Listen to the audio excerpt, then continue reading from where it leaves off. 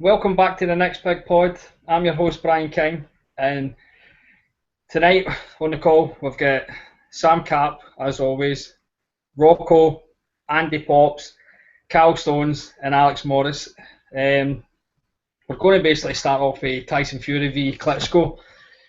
Normally this podcast is just fucking full of misery and depression and constant abuse, but I think everybody was absolutely fucking buzzing at the weekend because of this fight. It might not be the greatest fight, and I know Rocco's going to actually come on to that, but it was fucking great.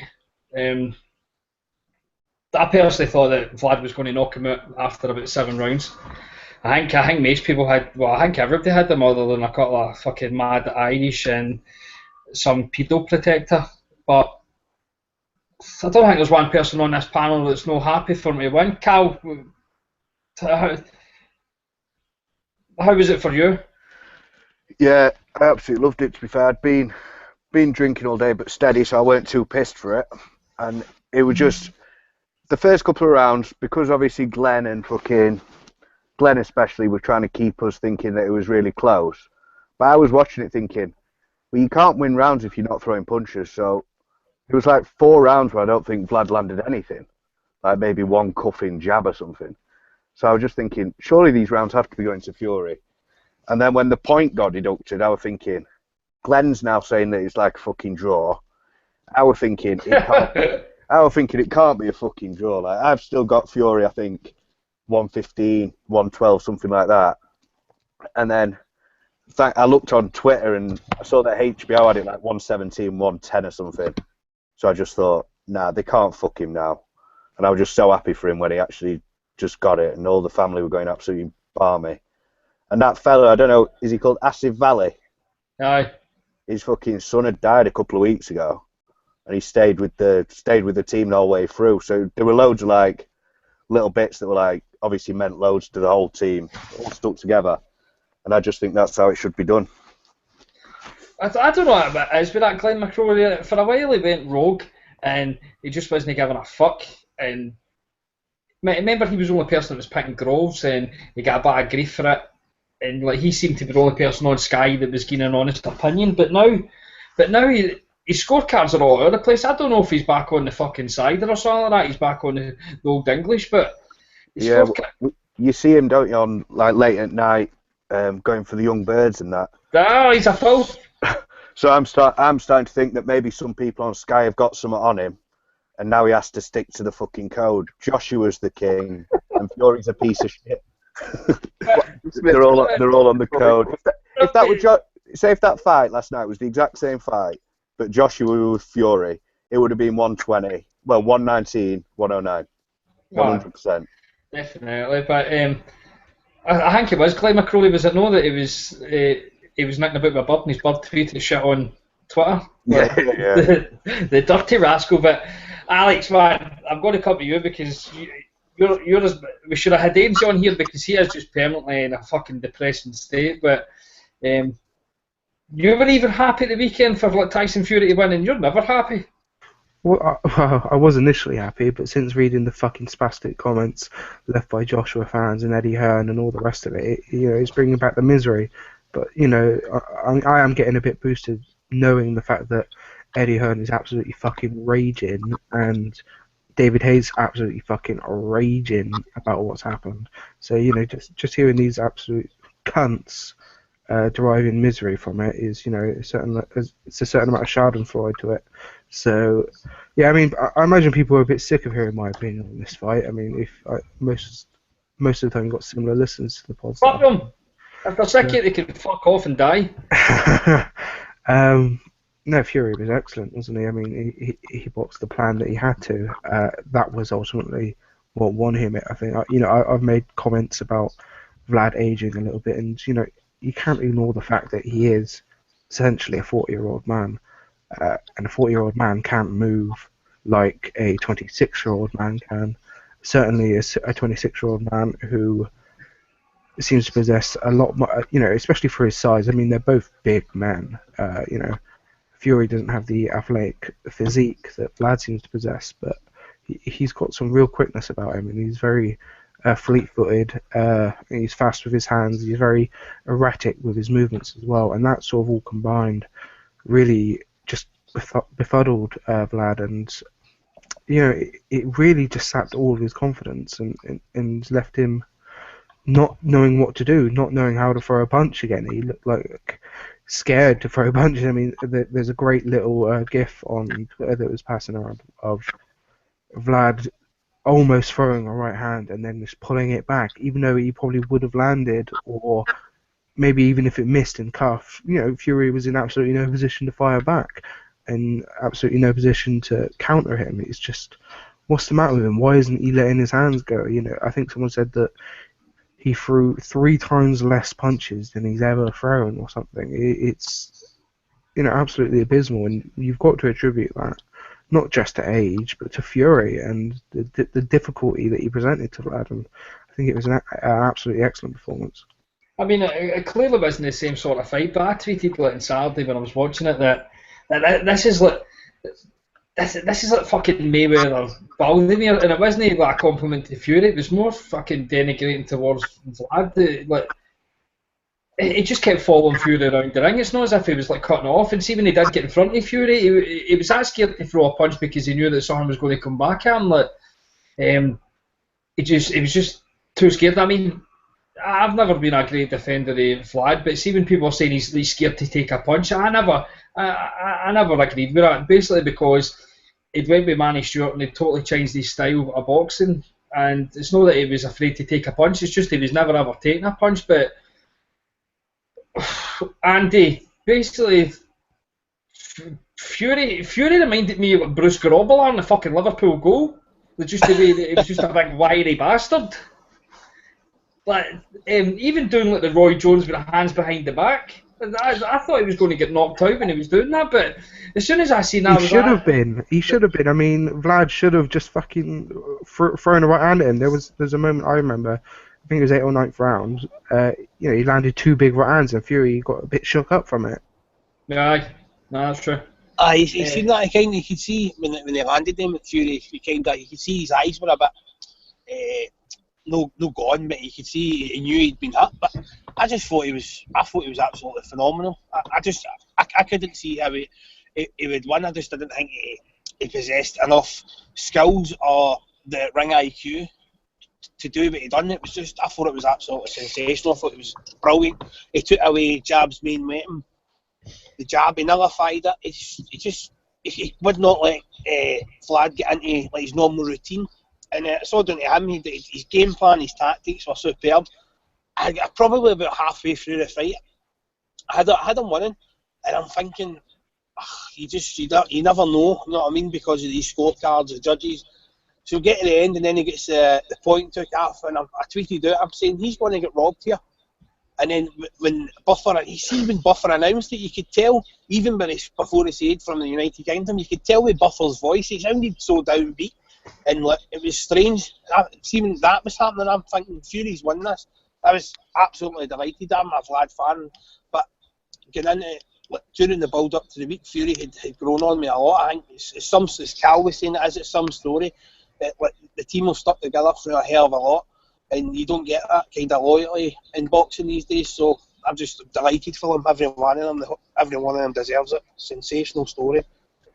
You must be able to relate to the kind of the loyalty that they kind of show each other, because every Saturday in the WhatsApp chat you're quite loyal to the same drug dealer, aren't you? And you seem to be fucking high as a kite every time there's a boxing match on. So you can understand that sort of loyalty. You've always got to be loyal. Loyalty is a good trait, but it's not very common these days. No, it's not, but especially when a guy's giving you 2-week tick and all that, you want to stay with him, don't you? But Sam, hello. You weren't pissed at the weekend, were you? When you were watching this? I was working a weekend. Were you? On call because you're the bastard. Yeah. But I mean, this podcast is too happy then. Are you going to bring it down a bit and say that Vlad get robbed? No, I've got no misery to add to it. Let's just think. Get Ainsley on. Vlad's always been come forward and go backwards in straight lines. He's never had he never cuts the ring off, does he? a lot of people, I think, when they face him, they get a bit overawed by the task. But Fury, big confident bastard, it just didn't bother him at all.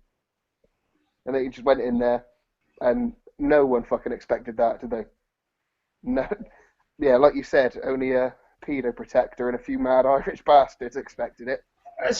It's not even that too. Like, you know how sometimes with like boxers, it's like bravado, the confidence, and you're like, right, no bother. Like, we'll use an example since we had them on last week, and people's going to turn around and say, you two-faced bastard, you didn't say this to him, did you? But like Tony Bellew, it was all bravado going over to Canada, and he might have been super confident beating like Adonis Stevenson, but we were all like, you're off your nut, you daft bastard. And we basically said the same with Fury, but he was that confident. He always knew he was always going to win this fight, and I don't know what he's seen in Flag, because I don't have nobody else. I really don't know what he's seen in Flag that he thought that he had his number. But for a big guy, for a guy that's always out of shape until he fights, he just must be one of the naturally fit guys, because his fitness is fucking unbelievable. He's a guy that was built for 15 rounds.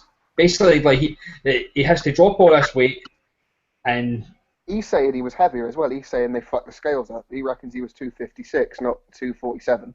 I mean, to see that for like having to carry that amount of weight and be able to move like he does, I've not really seen him to do that. I know like Wilder like can kind of shift, but that's because like, his limbs are that big. But at the same time, he's about 215, 217. But I mean, I'm thinking that, do you know when Peter Fury's always said, like, I really like listening to Peter Fury, and he seems to speak sense whenever he speaks.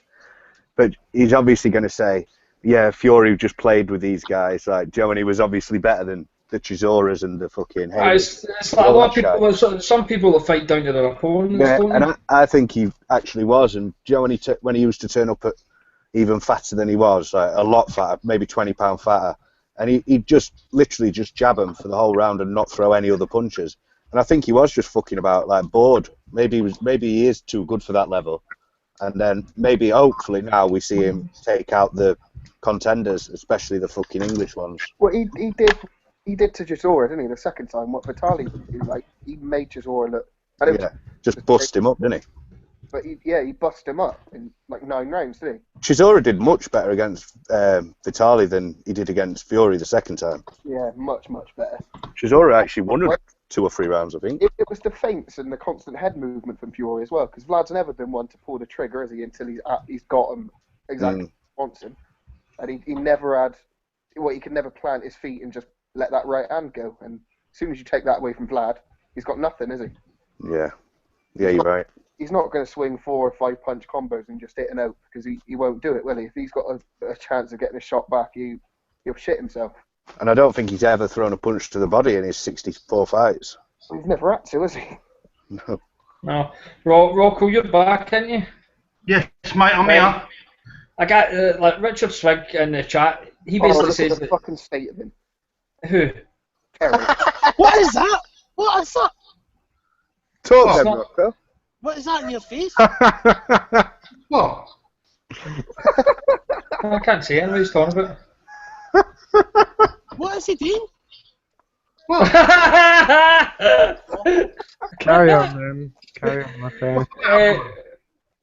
Rocco, Richard Swig in the chat turned around and said basically like the Furies dealt with the fucking baggage that the Klitschko's come with. I can remember like a story where I think it was David Hay when he got to Germany, the taxi fucking took him about a 2-hour detour, and the amount of bullshit, like, it was Hay again, went he had to basically walk through the fucking crowds.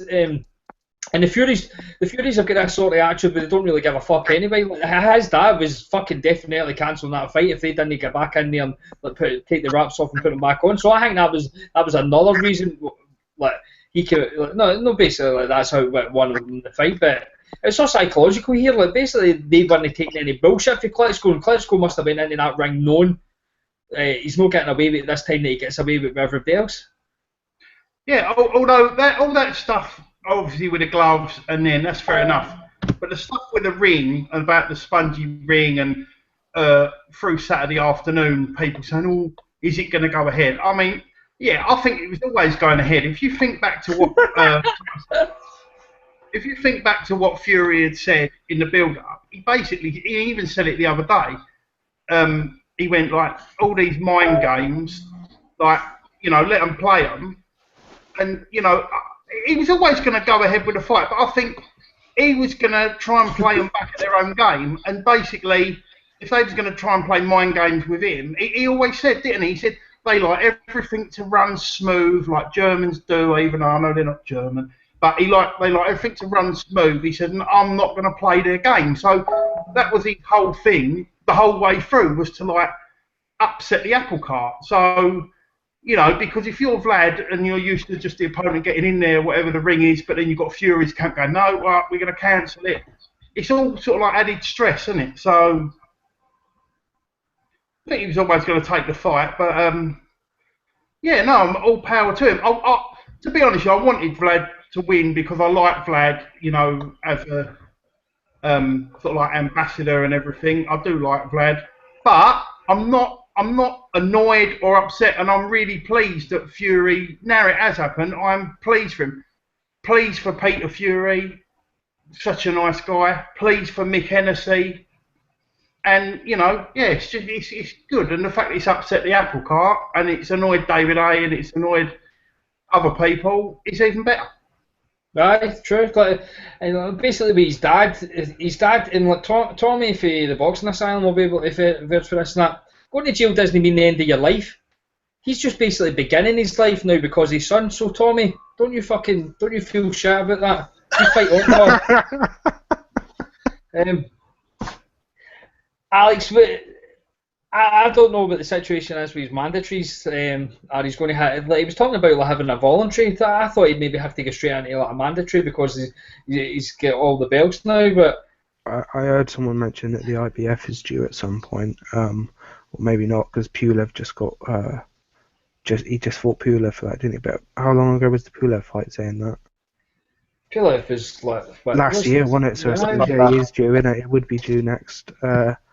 I think it must have been 18 months ago or something. I went to because like Brian Jennings was at the end of the year, and like, Brian Jennings was last year as well, was it? No, Brian Jennings was April, I think. Yeah, this year, yeah. Fuck's sake! It just feels as if the Tyson fight's been dragging on forever, isn't it? Who led this time last year? I was led in bed watching it because I had my operation. I was a cripple. Yeah, he probably is due the IBF then, or something like that. I know I see for saying Glasgow, but one of you yesterday were saying that he may be getting the Wilder fight. Well, unification usually takes precedent, but it's up to the sanctioning bodies ultimately. I see it. They can say no. Sorry, I know Carlos Takam getting on a UD in that late the weekend as well. Like, he's not the worst, he's not the greatest, but there's reasonable guys that he can get there, and if he's not going to take a mandatory, he can take a voluntary. Well, he might be forced straight into the Vlad rematch, so that was in the contract. So it depends what Vlad tells him. If Vlad says you're not fighting any other cunt, then he's got to fight Vlad, mate. I think that's the best option for him though, because he'll now be getting at least. I don't think he'll be getting a better slice of the pie if it's in Germany, but I reckon he'll be getting a 50-50 split in the rematch or something like that. It'll be another massive payday for him. And then I reckon he'll just beat him again. I think Vlad's the best option for him, to be honest. Well, see on that, after the fight and yesterday, I've seen people saying that Vlad should just retire. They shouldn't take the rematch. The rematch would be a lot worse. His legacy's already tainted because he taken the loss. And I'm thinking, I was like, you've got a guy here that's reigned for about 10, 11 years. He's just lost. And the first thing he wants to do is go straight back in against the guy that fucking beat him, and you're actually taking a shit on him. I was like, you're not going to get many people that automatically just take a rematch. I want him to take I think Klitschko's right to take the fight, and he's just signed a 4 or 5 fight deal with that RTL. So why the fuck would he not take the match? Because if he wins the fight, then he's back on top and back earning shitloads of money. If he loses, he'll still have another nice payday, and then I assume he'll retire. But it'd be stupid not to. He's got his health. It's not like it were a fucking war and he's in hospital. He's got 3 cuts on his face, all from headbutts that were mainly him throwing the headbutts, but he's still got cut. And it weren't like that takes anything out of your career. It's just a bit embarrassing that he got schooled off like a brash fucking gypsy. Mm. Rocco, you big fucking. Is he still? Is he there? Rocco, Yes, mate. You were the main person in the chat that was like criticising this fight, and I basically tried to stick up for it. My point of view with the fight was that I didn't see it being a bad fight, mainly because I was caught up in the fucking excitement and everything. That it was just basically, this looks as if there's a shock on the cards, so I didn't see the fuck's sake. I can't pay attention to him. Basically, I was caught up in the emotion of the fight, and I'm not emotional. I'm basically fucking cerebral. I'm an assassin, right? And I just get fucking totally sucked in, mate. And granted, there wasn't a lot of punches connected on all that, but you were really critical of this fight. Yeah, I mean, I watched it on a stream, basically. Missed the first few rounds. Missed the first 3 rounds. The next 3 rounds it was fucking hard to tell them apart. But then I found one from about round 7. Look, I know it's how Vlad fights and everything. I just thought the actual fight itself was fucking awful. Like, as a fight, I don't mean like the fact that Fury won, he's great and everything. But punches thrown. I mean, someone put up a little Vine yesterday and said this is basically an overview of the fight, and it was basically on both posturing, and then Vlad throwing a left jab that missed, and then he just grabbed Fury's head in an headlock. It was pretty shit until well, like I say, I missed a couple of rounds, but Fury with that right hand when he turns southpaw and he flicks that.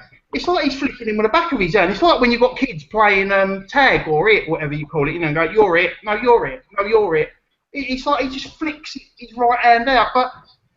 As a spectacle, be honest, other than a Fury fan, who will ever watch that fight again? Who will sit there one day and go, oh, I really want to watch that again? It was absolutely appalling. And I mean, to be honest, a lot of that, I accept his talent and his skill, but with his super heavyweights, I mean, I grew up watching Tyson and when they... You watched it. You were at a couple of Murderers Row fights live, weren't you? Possibly, yeah, when I was young. Ah, you were, weren't you? But no, I just thought the actual fight itself was a sort of bore fest, hardly any punches thrown, and it was just like 2 big lumbering sort of, wows. It was, but as I say, good luck to Fury, but. As a spectacle, the fight was cack, I'm afraid. I do agree with you, Rocco, but I think it's one of them fights where it's more just you're seeing the passing of the fucking guard, and you always thought that Klitschko could land as well. It's one of them. But although he didn't throw it ever, because he never threw it, you just thought he's going to throw it fucking eventually. So every round you were thinking, please put your hands up, Fury, you fucking daft idiot. And it was literally every round I'd think he's actually going to start throwing his punches. And you're on your edge of your seat purely for that. Obviously, no one's going to go back and watch that unless you're a Fury fan. Or unless you're Peter Fury, like looking for tactics for the next fight. But at the end of the day, he fought the best way to win it. And I think that's probably the only way he could have won it. If they went for a shootout, I'd be picking Vlad all day. So. Well, can I just add one more thing?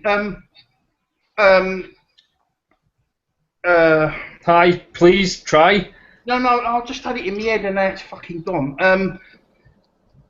Oh yeah, about him fighting him again. I mean, obviously, a champion would want to come back and have a rematch and fight him again. I mean, when you look back at the likes of Nassim Ahmed, right? He was undefeated, beating everyone in sight. Come up against Barrera when he got completely schooled, didn't know what to do, dumbfounded. Didn't chase the rematch. Do you know what I mean? He just had one more fight against a nobody and give up. Yeah? I mean, Vlad as a champion, I mean, let's say this had happened to Floyd or Calzaghe. You think the mark of a champion is to want to come back and try and avenge that defeat. Do you know what I mean? So, I think he would have looked pretty shit and it would have dented his image more if he now just went off into obscurity rather than chased the rematch sort of thing, took the rematch. I think I mean, I'm a massive Nazim fan, so I'm obviously going to stick up for him. It was a wee bit different for him. He made an absolute fortune by the time that fight came, Yeah, and so it's Vlad, though, isn't he? He's he, not. he wasn't. He basically just wasn't interested in boxing anymore. But he got offered that amount of money. So I mean, I'm surprised that he went on that long. He wasn't giving a fuck. But I Do you understand. agree with what I'm saying, though? A champion would want to Of course, come back, course. like, redeem himself. Obviously, like Floyd Mayweather went 49-0. He didn't need to redeem fuck all. He just kept winning. So I'm only used to winning. I don't know anything about these losses. But See what Sam was, Cal was saying there. I agree. It was saying. See that kind of. I was kind of took in with it, like the kind of enormity of what was happening, because watching it, you could see, and I was shocked, I would probably say, because I'm sitting watching it, and I couldn't believe what was happening. I mean, you get Vlad, he's reigned at the top of that division for 9-10 years, and I just did not see that happening. So that kind of made the fight for me more appealing, because you were sitting thinking, what's going to happen now? Because he had that point where you think if Vlad gets in and he lands that big right, it could change everything. So I was hooked through the full fight. I couldn't take my eyes off. I thought it was a good watch. You know what I mean? It was entertaining, and you were just, because of what was happening, it was just history. Do you know what I mean? It was a cracking fight, I thought. it was no. It was More so the fact of what was happening. No, Do you know what I mean? that's what I said. I get caught up in the occasion, didn't I? And it's not like me to get caught up in that. I'm no, as we all know, I'm no Brit, so I don't rep the flag, so to speak. So I just support some cunt if I like them. If I think they're an arsehole, or more often than not, if Eddie Hearn fucking rubs me up the wrong way, I'm clearly going to hate the guy. But And Andy, I agree with that, by the way. I agree with what you're saying. I mean, I watched it with nephew, who's only really a casual fan, but he had money on it. He had a bet with someone. He had Fury. I agree with you. Like, you was watching it, the excitement was the thought of, oh my God, this don't normally happen. Do you know what I mean? Vlad's getting beat here. I knew he was sort of like behind. He's getting beat here. It was the moment you was watching rather than the fight. That's what I'm getting at. It was the moment. I agree with you. But one quick question, side question off of that. Like, you know, we've had the Floyd Manny and that. When was the last time a big pay-per-view fight delivered? Like, lived up to the hype? Groves too. Well, so far this year, we've had Floyd Manny, we've had Canelo Cotto, you had, well, I'll put Golovkin and Lemieux in there as well, because I wouldn't call it a super fight, but it was a big fight, and then you've had the Fury and Klitschko fight, so that's 4 this year alone. What about Well, So, I was going to say that. Are we talking like super fights here? Like, personally, man, I was over in Vegas for the Mayweather fight. You maybe not like it and all that, but just Were to you? You never mentioned it, mate. I don't ever mind. I fucking loved it. I don't care. I like to fight as well, mainly because I'm a Floyd fan. But I don't give a fuck if fall. See the fact that we got that fight and the build up to it. See that night on Twitter when he posted that picture for shots, signing the contract. It was fucking bedlam on Twitter, man. I got woke up at 1 a.m. for Mark McFarlane telling me it's signed. There was that bullshit, and I couldn't get back to sleep. It was fucking great. The build up to it, just everything about it. I didn't think we were ever going to get that fight. I don't give a fuck. People can shit on the fight for the rest of the time. I don't give a fuck. We got the fight, and it was fucking magic, man. The full fucking build up to everything. The fact that we could go in the asylum and actually allow to say their fucking names, it was great. But no, the pay-per-views haven't lived up. But the 2015's been pretty shit, to be perfectly honest. Like, maybe the last quarter's been decent, but 2015's been shite. But I didn't even just mean this year. I meant just in general, like you know, the pay-per-views. You know, like Hey Harrison was a fucking letdown. Hey Vlad was a letdown. I mean, someone said Froch Groves too, but I don't think that matched the hype leading into it, because there was even more hype for the first fight was the better fight. Yeah. The second fight was dual box, very cagey, and I mean it ended with a great knockout, a great moment, but the actual I mean, the actual fight never lived up to the hype. Do you get what I mean? Like, Terry, fights very rarely do they? You rarely get a fight and you think, fuck me, that was amazing. You don't often get it. Well, that's his point, isn't it? I mean, that he's making is that you rarely ever do get these things that we hype up. I mean, he's right. Groves Froch 2 was fascinating to watch. You know, it was, because it was so tense and it was very cagey. You know, it was fascinating to see Froch trying to box and, you know, be very wary of what Groves was doing. You know, Groves was just edging it, but obviously he landed that home run punch at the end, just sparked him clean out, and you know, it was a decent end to it, but it was a very tactical and boring fight. I mean, if it went to full 12, no one would be talking about it. Everyone would have fucking hated it because it would have I'll been tell cagey. you then, the last pay-per-view fight I remember thinking, I watched that again, Brock Kessler 2. I really enjoyed that one. It's not a super fight, though, was it? No, but it was a big fight in this country, wasn't it? It shouldn't have been pay-per-view either. Well, no, because we think nothing's pay-per-view. Froch Groves 2 was. I'll admit I that. think with Froch Groves too, I know, like, we're looking back, obviously it was the big nose twat that got the knockout, but I think if it was Groves who got the knockout after that cagey start, we'd be quite happy with that and think they lived up to it. I would anyway.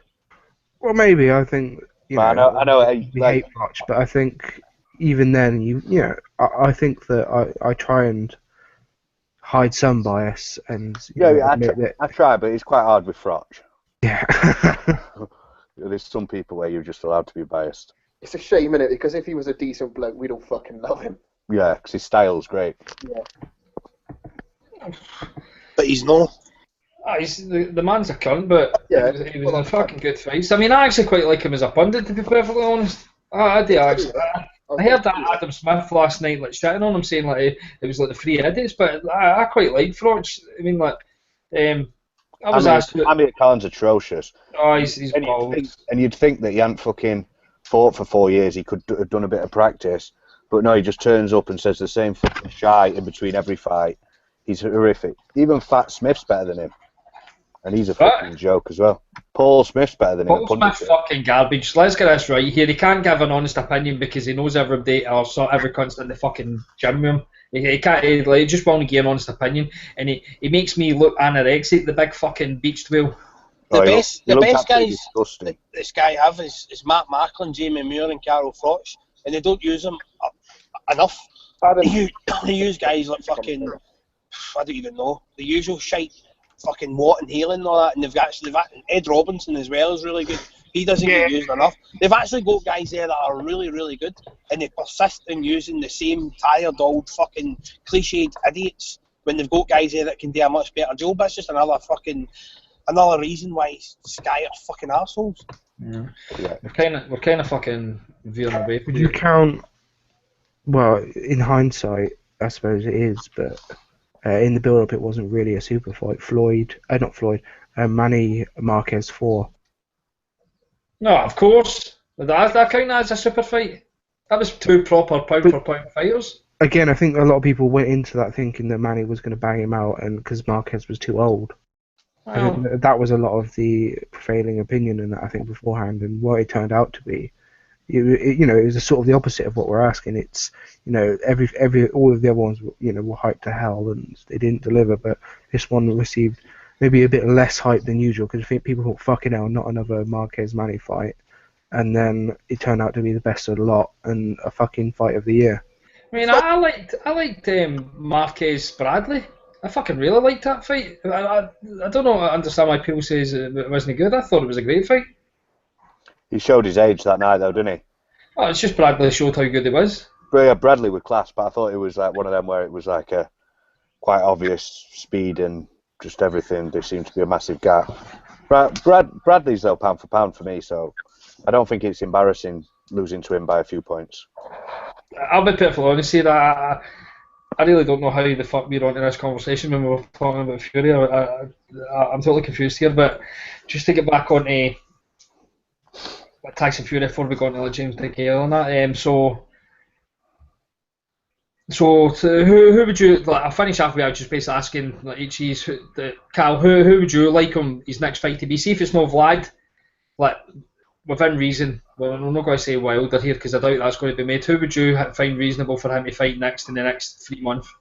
Someone just to shut the fucking bastards on Twitter up, let him fight Lucas Brown and school him for 12 rounds and make him look like the fat idiot he is.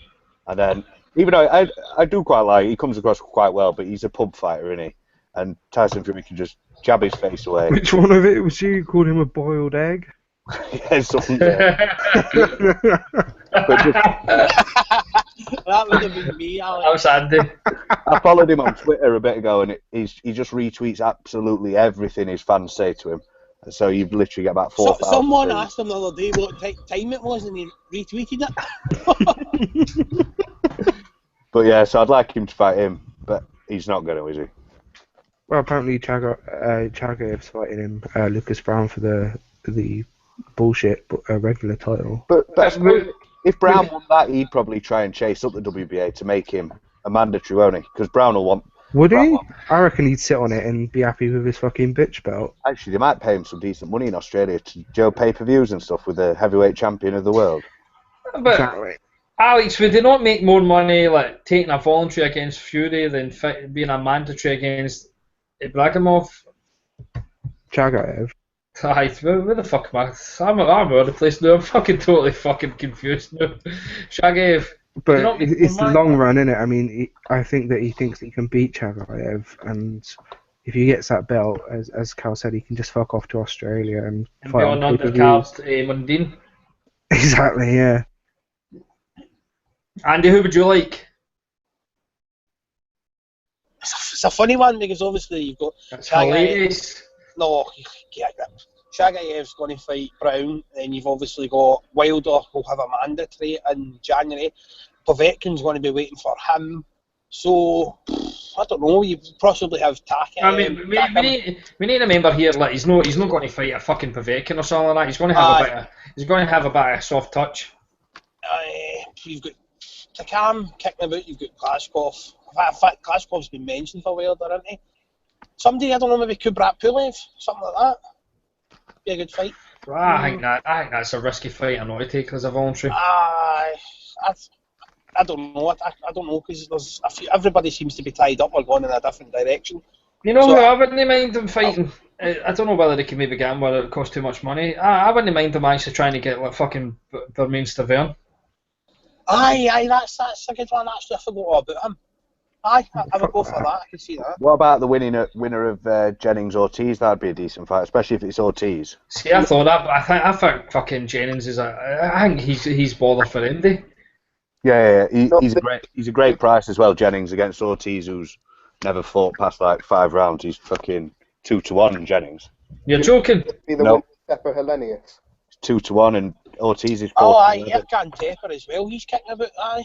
Yeah, Tepper's whoever wins that fight. Tepper's fighting Hellenius, as far as I know. It'll be either one of them, I think. In April. That's a good shout, Sam. what he should do is just get his IBF. If you know, it does seem like the IBF mandatory is coming soon, and that's Glasgow. He seems to be ranked number 1 at the moment. And then you've got Tepper. You've got Charles. Well, number 2 is unrated. Number 3 was Tyson Fury. Then you've got Charles Martin and Erkan Tepper. So I reckon Tepper or Glasgow. Shannon Briggs is number 5. Fuck's sake. That he could basically get away with that. Let's go, champ. Here, it's an absolute fucking joke of a fight, man. To see if he came out, I'd probably go to that just so I could meet the big fucking crazy bastard. Who's the rated 5 with the IBF? WBA. For fuck's sake. It would have to be them, wouldn't it? Fucking hell. Imagine fucking standing with big Briggs and fucking every cunt in the crowd just getting their taps off, just standing next to him. Yeah! Let's go, champ! I take it the WBA don't drug test because that cunt is absolutely filled to the brim. Oh, aye. His stomach's poking out like Rocco's. He's a fucking massive bastard. How old is the fucker? He must be knocking past 40. Oh, is he 44, 45 or something? Fucking hell. He's older than Rocco and about... Well, he's got a roid cut the same size. He looks short. Younger than Rocco, that's the thing. He fought fucking George Foreman, mate. He's fucking ancient. Rocco, I'll finish off by coming to you. Who do you want Fury to fight? And don't say I have not a clue, I've got the opinion. Hang on. who'd I want him to fight. He will fight Vlad, and we're not talking about Vlad. We're talking about in the interim. If he doesn't fight Vlad, who's reasonable shout for him to fight in the next 3 months? Yeah, I mean, I've got no idea who it'll be. Excellent. No, thank you. If he don't fight Vlad, it'll be a mandatory, someone he'd be expected to beat. So it'll be someone. To be honest with you, I wouldn't mind him fighting David Price. You know, give poor old Pricey the payday that he deserved from years ago. Price get fucking stretchered out. Yeah, but that's what I'm saying. He ain't gonna lose, is he? They don't want to. If the He's even ranked. Price got fucking literally stretched out. I He's know, going to go I'm straight into a saying- title fight. If you're going to give Price a fight, Rocco, you might as well give Gary Cornish a fight as well then. Fuck's sake. He must be who I want him to fight. I don't know who it's going to be, so I'm telling you who I would like it to be. I like Price. You want to see the Price fight? Well, I like. I think Price is also a horrible fight for the fact that Price can still bang. And I know he's gun shy as fuck, but it's one of them fights you get absolutely zero credit He for if you wouldn't beat throw him. a punch. He wouldn't throw a punch against Fury. He'd be worse than fucking Vlad. No, yeah, I don't think he would, but he's one of you literally get zero credit for beating him. And if you lose, then everyone's just going to go back to the hate that they had before. What about Roy Jones after Roy Jones beats Big Enzo? That's what fucking Huranov was saying. I think You're joking? I was just saying that as a piss take. No, Huranov said, "Oh, you know, Roy Jones is coming for you, Tyson Fury, after he beats fucking Enzo." Oh, that's fucking epic, man. Oh, press pass would be fucking rolling in his grave. Oh, fucking bailing. So basically we're finishing off here that just everybody's got an opinion other than Rocco, so magic. We're going to the DeGale fight. I didn't get to watch this until late last night because I was doing shit, and I seen people saying that the scorecards were wide, and I was like, oh, this is another like Kell Brook, DeGale getting wide cards. I mean, personally, I think that the Brits have been on receiving fucking favourable cards over in America. You talk about getting robberies and that. I'm not saying any of them were robberies, but they do seem to be getting the benefit of the doubt off the fucking judges. But Sam, technically, I think like, DeGale's fucking excellent, and personally, this is one of my best fights of the year. It's not going to win fight of the year, clearly, but I thought this fight was great. I thought DeGale looked great at times. He's done his usual, take fucking rounds off right enough, but I was surprised how good Lucien Betu won and all. But this is definitely maybe a top 5 of my fights this year. It's one of the better ones we've had, isn't it? But Aye. I think James DeGale must have some Cuban ancestry somewhere, because he likes to admire what he's done, doesn't he? Good 4 or 5 rounds, and he just sits back and thinks, oh, well, that was all right. It was definitely closer. I feel a bit of an idiot, really, because I was calling Tom a cunt when he was giving Butte a chance. I was like, oh, DeGale's going to win every second of every round. And then I fucking idiot put the WhatsApp chat in the morning, didn't he? Oh, What's the emojis for that? yeah. Thought DeGale was going to school him, so I took it on the chin a bit. Didn't really say nothing back to him. Where does DeGale go, really? Because he's not going to beat the Ripper on form like that, is he? Nobody beats the Ripper now. Like, I think that's a fight. It's the easiest fight probably for him to make, right enough. with a But whether Jack maybe wants to go for that Chavez payday, right enough, but I don't know. It's a good fight, right enough. I really enjoyed it. I mean, Alex, what I noticed with DeGale, I'm not saying that basically the two of these are the same, but it was like seamless the way DeGale kind of switched stance, like when he was up close, then going for like head to body. It kind of reminded me a bit. See when I seen like Crawford live against Ricky Burns, it reminded me of that. It just seemed as if there was no effort to what he was doing.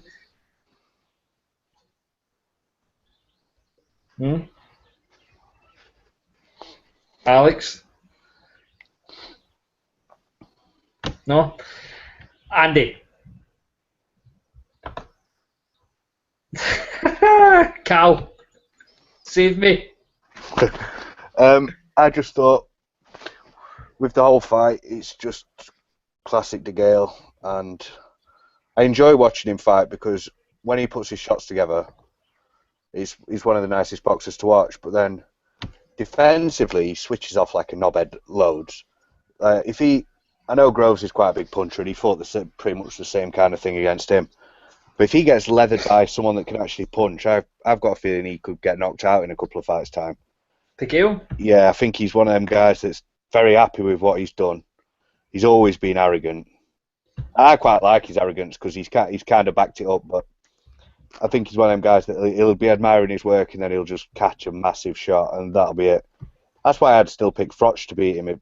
Maybe not now, but if they would have fought when it was mandatory, I think I would have picked. Somebody with a good chin and high work rate. Yeah, and I think it'd be DeGale would win first 3 or 4 rounds, then it'd be even for the next 2 or 3, and then Froch just steamroller him down the stretch. Even though he's got about half the skill. Rocco, sorry, on you go, Sam. Sam. What? On you go. It'd be like the Grove fight, wouldn't it, if he fought Froch? Froch would get his cunt kicked in for the first 6 rounds, then the stamina issue would come into it, and Froch would just, like Carl said, just splatter him in sort of mid to late rounds as soon as he catches up with him. Boxing ability, DeGale, if DeGale fights at range, I don't think any cunt touches him, but he wants to get in, doesn't he? He wants to get in close and have a gunfight. And see, that's what I noticed though. What he done was he was stepping in, stepping in low, and like it was like throwing a right uppercut to the body. And it's not often I see like people like kind of throw right punches. It's normally if they're throwing punches to the body, it's like round the kidneys, round the sides. No, but this guy was like actually fucking throwing uppercuts to his chest. I just couldn't see why he kept trying to get in close. I was thinking just fight him at range. You're winning rounds comfortably at range. As soon as he steps in, he was making it hard work for himself for no reason at all. He didn't have to do it. Because the only time beauty was getting into that fight was when DeGale was getting in close. It seems strange why he's incessant on doing it, because he did it with DeGale as well, didn't he, when he took the rounds off? He must be an annoying bastard to train, because you know exactly what he can do, and you're watching him do it, and then he'll slip back into his old fucking pattern of having rounds off and looking how good he is. I don't know. If you're in the corner, I bet Jim McDonald's just thinking, fucking keep the work rate up. That's all he's got to do. Keep the work rate up, keep the distance, and he would have beat him 12-0, but... Do you reckon he struggles with the weight? Because he did look fucking... I was going to ask that. Look gross, didn't he? Yeah. I mean, I thought... I didn't see the way in, but... He looked white. Like, for a black man, I've never seen a paler black man. Is he doing a Michael Jackson? Well, it looked like it. But I suppose Michael Jackson should have saved on the money and just starved himself. Alex, I've not seen like DeGale up close, right? But I've seen Groves, and I was taken aback by how big he is actually fucking up close. He's massive for like a super middleweight, but I don't know. With DeGale, it's kind of deceiving. You don't know whether he's like that big because he's not really muscular or nothing like that. But do you think he is struggling to make the weight? Seems to be the case, doesn't it? I've heard a lot of, well, not a lot of people, but a few people certainly suggest that he's struggling with the weight. You know, there were those pictures floating of him around looking like he was on fucking some sort of downer or something. I mean, he looked absolutely just dead. Like his eyes were drooping all over the place and things like that. I mean, maybe it is a case that he just can't fight the full duration or maybe it's just tactical errors from him. Maybe he's just really fucking stupid. I mean, I sometimes question what he's doing in the ring. As Sam was saying, that why was he engaging with Butte in this sense? Why was he fighting on the inside of him when he was clearly coming off worse in most of the exchanges? It just seems very bizarre. And obviously, the Darrell fight, he seemed to, he had that really good early success, put him on his ass. He just did nothing. Why wasn't he capitalising on it? I mean, could he capitalise on it? Could he fight for the duration, or was he just coasting because he thinks, oh, I'm having a laugh here, I've won this easy? I mean, maybe he's just really fucking stupid, but it seems like there might be some sort of physical condition towards it. But then again, as you say, he doesn't seem big for the weight. Maybe 175. All the guys there are absolutely fucking huge. And that's where all the talent seems to be moving up at the moment. Anyway, you've got Ward, Kovalev, Stevenson, Turbiev. It's it's not a good place for DeGale, and really, if he wants to be the best, he's best off sticking at 168 because with Abraham pretty much on his way out, I mean, he's fucking about 60 years old now, and who else is there? Fucking the Ripper. He seems to be a bit better than we initially thought, but not much. Gone! Gone! The problem with it is, it's like there's a lot of good guys at 168, like decent, but there's no one just saying I'm the best in this division like Kovalev has at 168. Like it's so kind of. I wouldn't know who to pick between Badu Jack and DeGale tomorrow. I'd pick DeGale. I'm not even a fan of DeGale, but I'd still give Abraham a fucking shot against DeGale. I don't think Abraham's as bad as everyone else seems to think he is. I think he's got his tactics down to a T, and in Germany he seems to get the tight rounds. Do you think Abraham's too fast for him? Yeah, Abraham's not going to be able to nick games by getting on the inside because DeGale can just pot shot him on the outside quite easily. He's not. Abraham's a weird one, isn't he? Because he doesn't really have the knockout power at 168, but every punch he throws seems like it hurts. And like even when he hits gloves, he manages to make people take 2 steps back. Like, I don't know what it is. He must just have like that, like thudding kind of power as opposed to explosive power. But I don't know. I'd still give him a shot. And obviously, DeGale's hoping that Groves can get hold of Abraham's belt to actually get some big money in that division because obviously Heyman's plans are going to, I'd say by the end of next year, he's going to cut his money down by at least half when he starts actually making some decent I reckon that's what the plan is, definitely. The Sauerlands are trying to build Groves back up in the UK. Obviously, they've stuck him on some random O2 card. Is it an O2? No, Coffer Box card. Yeah, and what will happen is they'll give Abraham, they'll probably dig Sturm up from out of the grave and give Abraham him in summer, and then they'll be hoping for Groves in November time. Rocco, I was just commenting you, Rocco. Did you see this fight? Yeah, I watched it today. Let me just add 2 quick things regarding about him in the division and no one else to fight. Like we know Abraham's at the end. Jack, he's not a well beater, and it's not as you said. A lot, people have moved up. Frost has retired. Ward's moved up, and it's not even as if there's anyone coming up from middleweight. I mean, Golovkin might have to chasing the big fights, but it could be one of them situations, a bit like Golovkin at 160, where DeGale could possibly do what Hopkins did and reign for years, but fighting just sort of like your contenders. Do you know what I mean? But there's big fight. It's Callum Smith who's the fucking next big zit, isn't he? He could. Might be like they could perhaps build that up. Secondly, as regards to his stamina, he's trained by Jim McDonald. Go, James! I'm gonna take you up the hill, James. The thing is,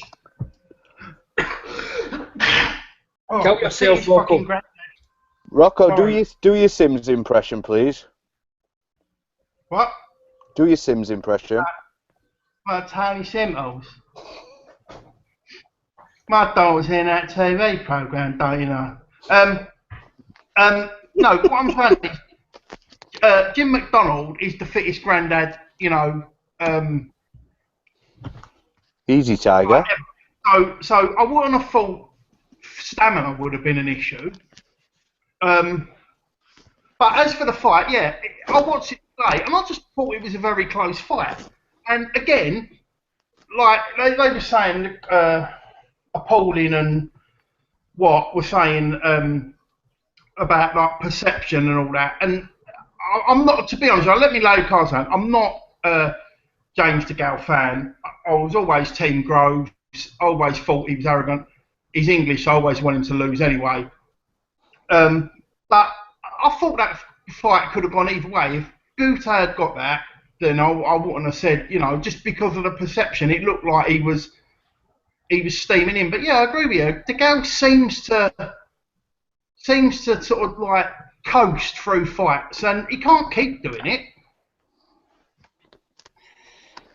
See, Alex, We've got a caller on here, by the way.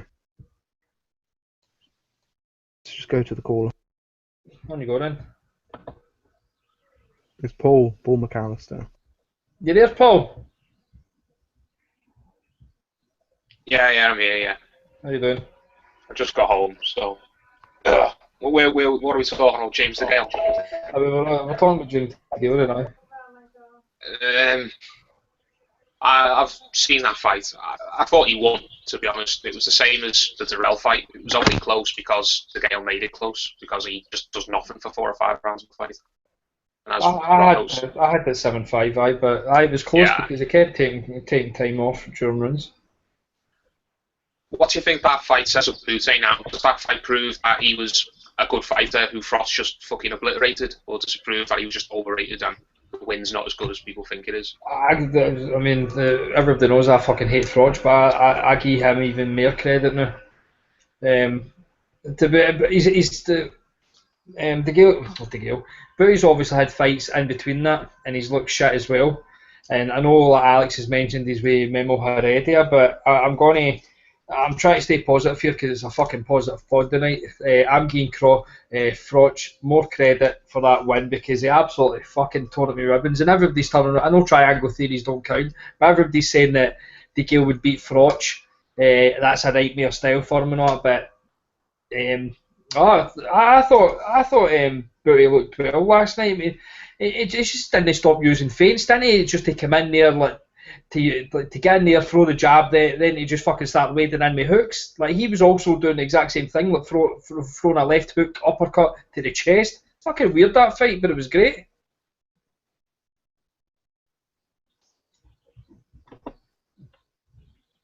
You there, Paul? Oh yeah, I'm here. Yeah. Do you think there's any chance of a rematch? Because as Rocco was saying, there's just no one else there in the division. There's no big money, really. And the Canadians seem to back Butte. I don't know why. Because he's finished. But they seem to be... He's still selling out arenas over there. He's still a name. Do you think it's worth... If they offer DeGale a rematch, do you think it's worth him even looking at it? 100%. Pascal's game Kovalev a rematch, isn't he? We all seen what happened in that fight. I wasn't close at all by the end of it. Do you not think DeGale could fight the fake Chavez at a catchweight? What's the catchweight? 180? Well, what's fake? Do you reckon fake Chavez could make 172? I know, but that's dangerous territory. You start moving up your 4 pounds, and then you start getting comfortable there, and then he's going to have to go up and fight someone that can actually fucking kill him. So he should just stay at 168. If he goes up to 175 with his defence, he's going to get starched by about 3 of them.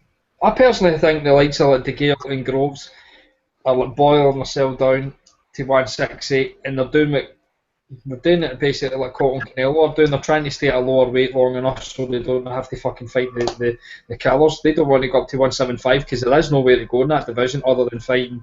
I mean, even like guys without a belt, like Beterbiev, they're going to have to run into something that's absolute fucking killers up there. So the best just kind of draining themselves to just stay at 168. Would you even want to fight that Gonzalez fella who I thought beat Pascal in a final eliminator if you went up to 175? Absolutely not. He's fucking massive. Looks about 200 pound in the ring. I'd stay well away. But I don't know. But I the think was about fighting the Ripper, wasn't he? He said Aye. application, and obviously they've both got Heyman, which not difficult to make. It's just whether or not Heyman wants to make it. I mean, Paul, I definitely think like DeGale's obsession was winning a world title, right? But I do think like now he's basically just wanting to go after all their belts. I don't think obviously he's loving having the fucking money because he apparently get well paid for this fight. But I think he's the type of guy that actually wants to go for the belts now. And if it's Badu Jack, then it's Badu Jack. If it's somebody else, it's somebody else. I think he definitely wants to go for the belts. If he does, if the fight with Badu Jack happens, Badu Jack's the WBC champion, isn't he? And DeGale's the IBF. But the IBF and the WBC sanction that unification because I can't think of many examples of those two having a unification. It's always the WBO and the WBA, or the WBA and the WBC, or the WBO and the IBF. When was the last time there was an IBF WBC unification? Because I don't think they get along, do they? Those two ranking bodies, whatever. I can't even think. That's kind of a good point. Money talks. I mean, obviously Vlad had them. Yeah. I'm trying to think of other examples though. What did Vlad have? Yeah, IBFW. No, he didn't have the WBC. No, he's never had the WBC. I can't Yeah, think sure. of an example off the top of my head of a WBC and an IBF unification fight. I mean, the Floyd Manny fight didn't have the IBF title. Yeah, but it could be for the PBC championship at 168. Oh, they're definitely going to do that. I keep hearing that apparently Heyman's got some secret PBC belt that he's got locked away in a safe. I He's don't going know. to unveil it one day. It may early doors. I thought they were definitely going to do it because they were really fucking shady about the belts, weren't they? Keeping them like under wraps. You weren't allowed to show it off after the fight. But now I think they've realised that fighters actually quite like having the belt after the fight. So I think they've sacked that idea off for a bit until he actually owns all the fighters.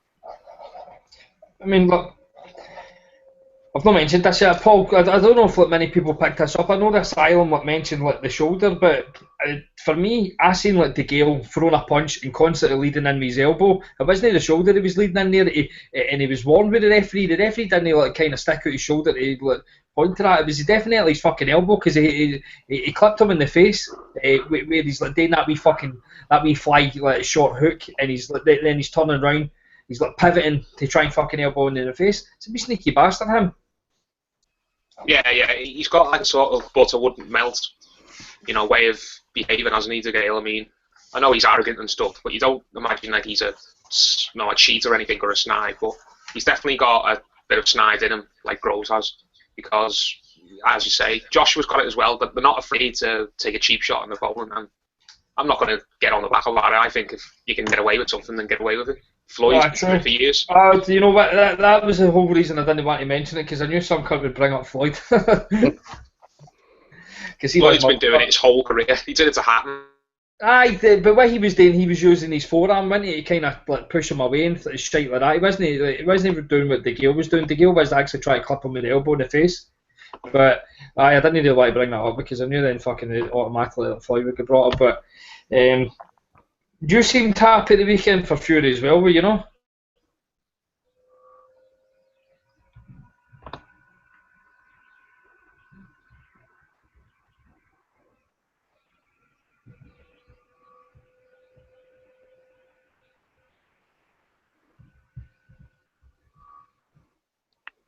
Buzzing. Was he happy or not? I think he were fucking buzzing for him. I thought it froze you. I didn't know. He was still happy he left the call.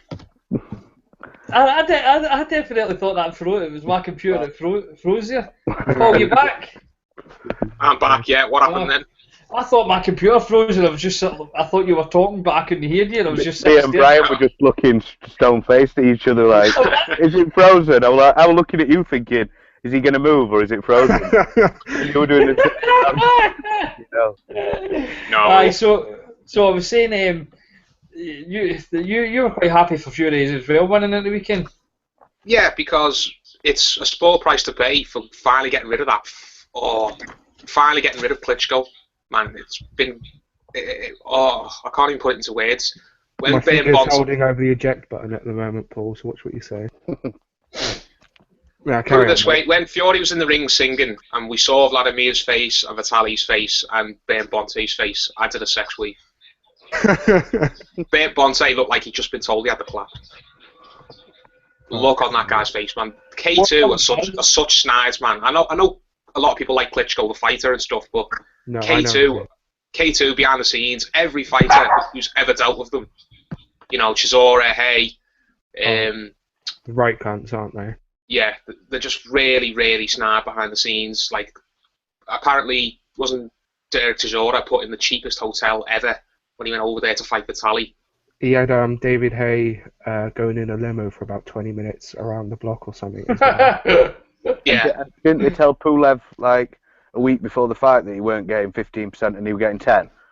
Yeah. Like, he was just like, all right, well, I'd rather 1 million than nothing. So the wraps as well. What Vlad did against Fury, he wrapped his hands deliberately before any cunt came across, so they'd kick off about it.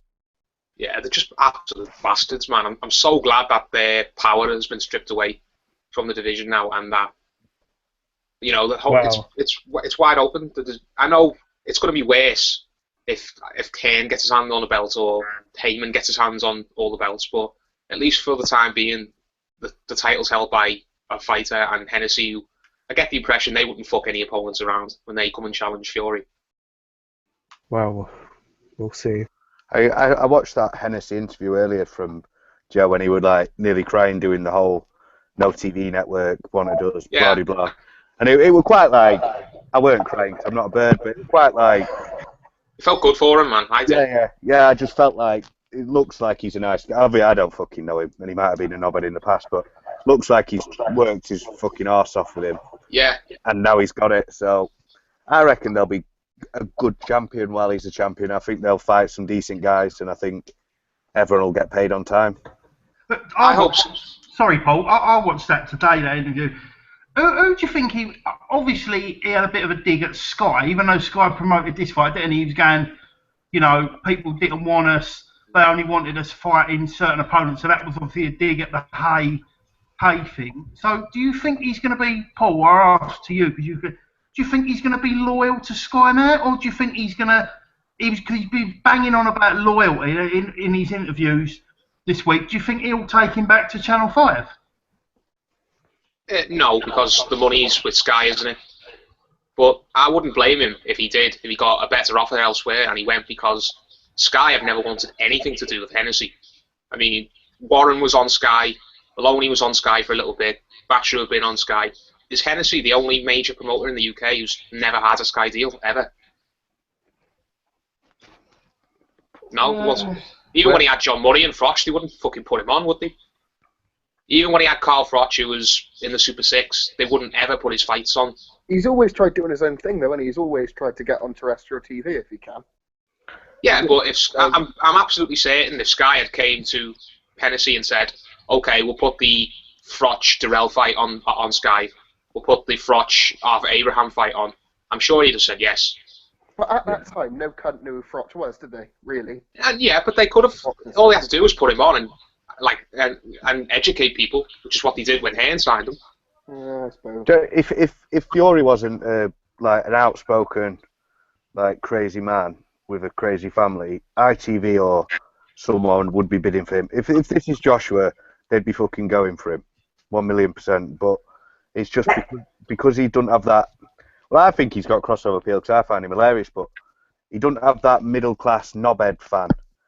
Exactly. Appeal. Do you know, like your ones that sit in and watch like a flower show and then think, ooh, let's watch a couple of poor people punch each other. Yeah. He ain't got that kind of crossover appeal, and I just think I think he's just going to be Sky pay-per-view or maybe Channel 5. Do you know if he has like a real standard defence, say like a, I don't know, worse than Tepper. Lucas Brown, someone like that. Yeah, like one of them. And I think he might put that on Channel 5, you know, just to give them a bit of it. Because they've backed him a bit. Channel 5 have messed him around as well, though. True. I don't think Hennessy has this big loyalty to Channel 5. I just think he'll go wherever the money is.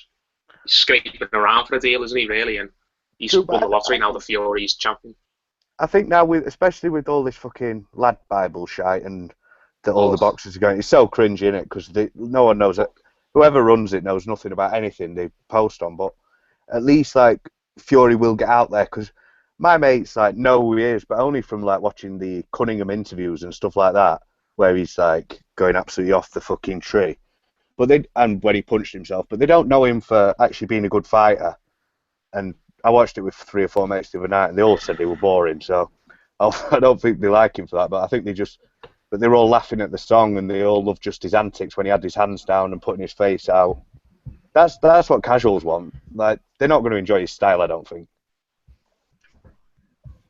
Well, it summed it up today, didn't it? When that famous newspaper, basically said that Fury winning the title was a huge low for the sport. When Hay went over to Germany and won just a belt. He wasn't the champion, he just won a belt. He was compared to Muhammad Ali. Yeah. That sums it up completely. If that had been Joshua who'd knocked out, if that had been Joshua who went over to Germany, he'd be getting a knighthood. Oh, yeah. Be bowing down to the Queen, and he'd be wearing a suit. I think he'll get a knighthood if he beats Dillian White inside 3. Well, that's going to happen. He's going to beat Dillian White whenever he feels like beating Dillian White. That's a mismatch. The problem with that card is now, I know this is a bit off topic, Brian, but the problem with that card now is that you've now got the champion of the world who's just been on the pay-per-view against Klitschko, and now you've got Dillian Whyte, who no one except boxing fans will have heard of until his last fight on Sky, versus Joshua, who's not fought anyone yet. Kevin Johnson's his best win.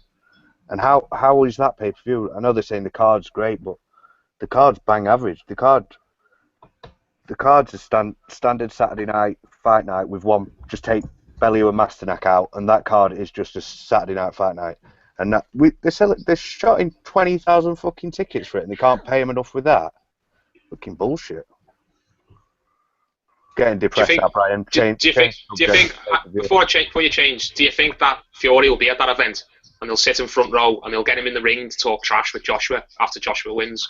No, I don't think Fury will play the games with him. I don't think Fury's looking at Joshua or Hay at the minute. I think Fury will go to the Billy Joe Saunders fight. Maybe. Yeah, I can see that. But I've got a question for you, Paul.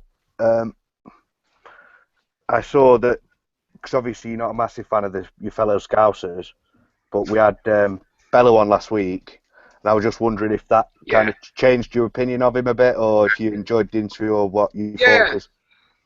How did you get... Before I answer that, can I ask, how did you guys get him on? Because I thought he would never agree to something like that. We had Coldwell on an episode that never went out. Coldwell said Bellew would do it, and he did. That's pretty much how. Well, like I said, I think he did. I think he came across quite well on it. I said this on a forum. I think when fighters, come on podcasts like this, and they show a more personal side, whereas when they get on Sky or where they get on IFL, they're saying they only say what they think people want to hear. Do you know what I mean? Yeah, I don't like this guy. I'm fighting him. I'm going to beat him. Blah blah blah. They go into salesman mode, whereas. But I think Bellew came on the podcast and said a lot of things that he'd never say on IFL. Yeah. I mean, he would never have said... If Kugan Cassius ever asked Bellew on an IFL video, do you think Adonis Stevenson would beat Carl Froch? I don't think he'd have said he would. And no. That's just... And that's not because, Bellew's afraid to say nothing. I just don't think he'd say that because Carl Froch would probably see it. Carl Froch would probably get the ump. And... he doesn't want to rock the boat, whereas he's just talking to you lads. It's a plain conversation, and he's got no reason to fear a reprisal. Do you know what I mean? I suppose on the other side, though, it's also Kugan Cassius isn't going to want to be putting him on the spot. Whereas we our listeners are all boxing fans, whereas Kugan Cassius just wants views, so he'd rather have the headline "I fucking hate the rat" than exactly. I think. As Adonis Stevenson had been. Do you know what I mean? It works for both of them, him being the salesman and Kugan asking the obvious questions, but they're both doing a good job. Yeah. We've had them both on, so we've got to be nice enough about them. Yeah. I don't want to make it sound like I hate my fellow Scousers. I just hate certain people because it doesn't matter whether you live down the road from me. If I think you're a cunt, I think you're a cunt. Yeah, I agree, yeah. I didn't like. I've never hated Bellew. I just didn't like the way he carried on in the Cleverly rematch. I thought he embarrassed himself, and he near enough admitted it to it last week. He said he's gone home and he's cringed when he saw himself on Sky, and he admitted that argument he had with Cleverly on ringside, where he said my loss is better than your loss. He even admitted that was stupid. The only Scouser I really don't like is fucking Fat Paul. I don't even want to say his name because I've got the same name as him, and knowing he has the same name as me. Can you just sum up what he looked like the other night on the Fury card, please? What he looked like? Yeah, in that little suit of his that looked like an extra small on his. I don't know, because as soon as he came on the screen, I turned away to be sick. So, I really don't like him. I didn't like the way Bellew carried on, but apart from that, I'm not one of these people who's like, oh, you've automatically got to get behind your own. It depends what type of person you are and how you come across. And as we know last week, how you come across on IFL and how you come across on Sky doesn't necessarily reflect the real you. Yeah. So we've seen I think we know what Bellew's really like now after he came on the podcast, and we've seen he's not such a bad guy. He's just a bit of a emotional guy who can lose his rag a bit. He's just an odd fella that likes fighting, and he just says what comes into his head, really. Yeah, we all say stuff, and then we think, oh my god, what did I say that for? And I think Tony Bellew even admitted that he's very much like that. Aye. Cool. You get anything else, Paul? I think we've got Asif going to jump on as well. Yeah, cool. Is that you? Aye. Right. Is that you, Paul? Aye. Yeah, that's me, yeah. Right, cheers for phoning in, mate. Alright, mate, sounds. Right. Sorry, See you in a I'll bit, speak to you later. That's one, mate. Right, is Asif there? Not yet. I sent him a link. Right. We've done fucking DeGale on that to death, right? Obviously, Alvarez fought Chilemba, and who beats Chilemba? Obviously, Alvarez did. I didn't watch this fight because I wasn't watching it. I heard it was a bit of the shitty scorecards, but I really couldn't give a fuck. Did any of you watch this? Nah, that's the one fight of the card I missed. I went from Imam straight to the... Right, that's what I wanted to talk about. Amir Imam, Granados. I really like this fight. It's no like normal kind of... I'm going to say it's the opposite of your style that you like. It was exactly. Just phone box style, isn't it? No, but it was good though. Amir came out the first round, looked really good. Fucking dropped him with a left-right combination. I was like, and that's him. He's out there. He's got like a bit of like where like Froch jabs for his waist. Yeah. And that's what Amir done. But Granados just come out the second round, didn't he? Like great inside game. Like see the way that he kind of ducked low and like threw that overhand right. It reminded me a bit like the way Madonna fights, the way he like kind of caught Adrian Broner and the way he caught Floyd.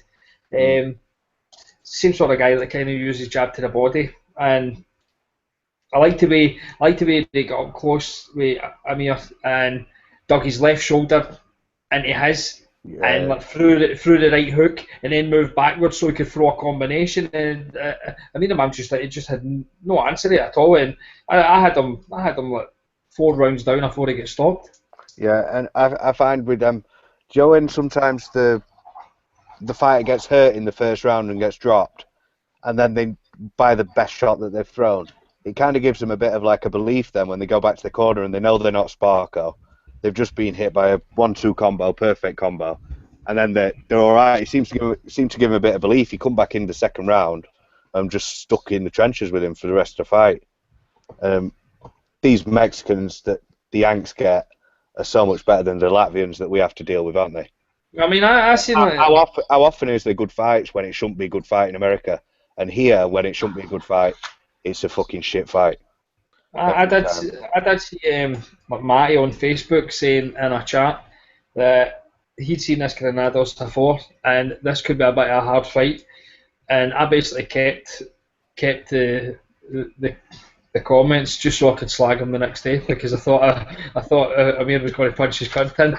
But fair kid. I can remember seeing him. I just couldn't remember like where it was I seen him, and I had to get back through his box rec. He was on the fucking Floyd Pacquiao undercard. I think he'd drawn to a prospect and he'd lost to 2, but he claims that he won them all, like you would. But he might have done, to be fair. If he fights like that, it's going to be hard to take rounds off him going down the stretch if he can tough it out like that. No, I mean, for me, if he beat Amir, who was like the mandatory to Postal, surely he should take his position in and move up there and get that fight. That's the way I see it. Yeah, I agree. But I think Postal would school him. Well, he would, but he deserves it. I like it when if they pull an upset, they should get the shot. That's why we want Reynald Garrido to get O'Hara Davis. What does the doctor's socks think about this situation? Oh, look at that! I was fucking segueing right in there. Look at Alex fucking trying to take over the hosting. I see for you there. Yeah, what's wrong with my socks? That's a great call. Thanks. We'll catch you next week. I see. You know what? The reason I'm not showing my face is because you got dicks like Tommy Boxing Asylum here that who act like 6 years old and they've never heard a guy stutter before, man. I think it's absolutely pathetic. Tommy of Boxing Asylum acts like a kid. That's what I'm saying, man. That's the reason he's been in the jail and we've not. We love all people with speech impediments, without speech impediments. You're welcome. You're very welcome here. Actually, if any time Exactly, you want man. to call in. Andy doesn't even speak English, so we have it every week. So you're I welcome. see. Post a picture of your cock. My cock. Oh, I don't want the room to go all dark, man. You know what I mean? But what? Yeah, just you know what I'm pissed off about today. David Heyman, what a fucking arsehole. Oh, I know. You know, he's banging on about that that Tyson Fury needs to fight himself and Deontay Wilder. That he's the big fights. I was so glad when Tyson Fury goes that if David A becomes mandatory fighter that he drops the belt, and I wish that happens. I wish that happens. You know what, David A, man.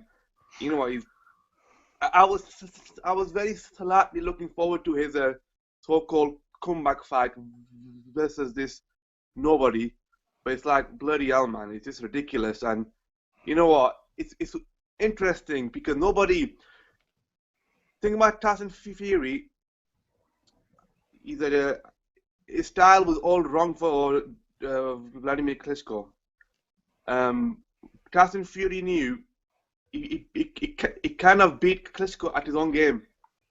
Because that's what Klitschko used to do, is keep his distance and try to outbox that person.